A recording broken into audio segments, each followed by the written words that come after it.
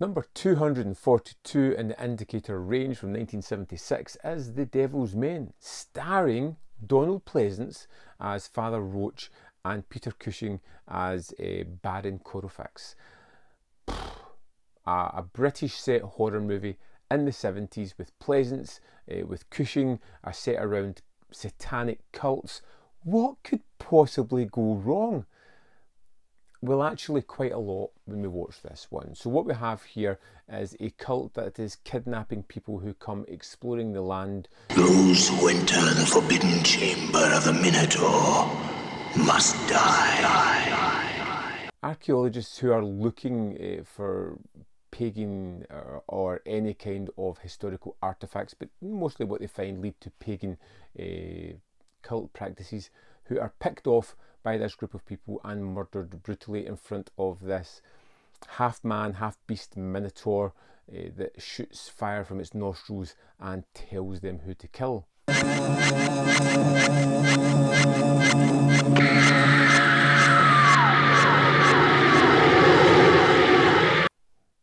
In all fairness, even saying that, it sounds incredibly fun. It sounds like something that I want to go and watch again. And at 90 minutes, this thing felt long. This thing felt uninteresting. It has long moments of tedium and boredom. And it hurts me to say that, because everything about this should be something that I love. This is a movie that is explored far better in something like The Wicker Man. This feels like a kind of pastiche, a weird ripping off that doesn't cover as much thematic content or do it as well as something like The Wicker Man. But hey, what does really? Father Roche must die. He has entered my forbidden chamber.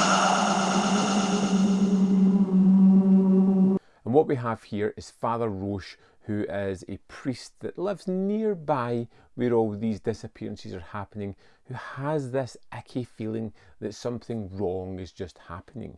And he keeps trying to get police to investigate. Of course they won't. Will they be in on it? Who knows? We'll find out at some point during the movie.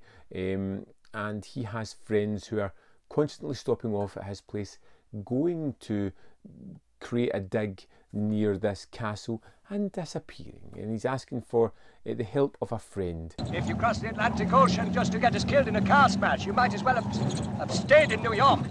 A private detective who flies in from America to help him. Now this character was super bland, and he brings his girlfriend who is bland as well, and these two characters are going to be the kind of driving force of the movie. They shouldn't be. It should be Donald Pleasence and it should be Peter Cushing, but they're relegated to almost secondary characters who just push the plot along whenever they need that to happen. Are you a real baron? For my sins. It's an ancient title in my own land, which is Carpathia. Now I live here. The blood and the gore, the horror, it never really builds up a sense of tension or a sense of horror. It's a little bit too shiny and produced and looks like a manufactured set at certain points.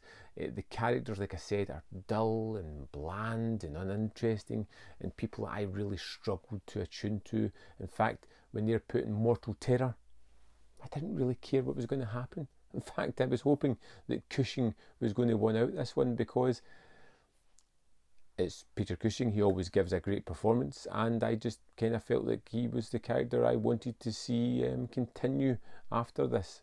Those who enter my forbidden chamber must die. Kill the priest.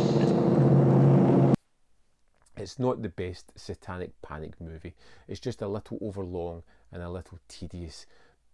Donald Pleasence is there, and when he's there, he's always fun because I like that actor. Even in the terrible movies that he turns up in, he's always entertaining. Peter Cushing is just always great. It's just a hard fact. You can't go wrong with that. The Devil's Men is just a throwaway movie. It's a watch once, forget. I'm not really interested in going back to it again. It was kind of meh, bland. Yeah. I would love to know your thoughts on The Devil Men. If you loved it, tell me why I should reevaluate this one. If you felt you hated it, who cares? Let me know as well. And if you fail in the middle, I want to hear from you too. As always, there's more content up here. You can see more of my stuff. In the description box below are links to the Patreon membership program and manvfilm.com, all ways in which you can help me. Thanks for watching, and I will see you next time on Man v Film.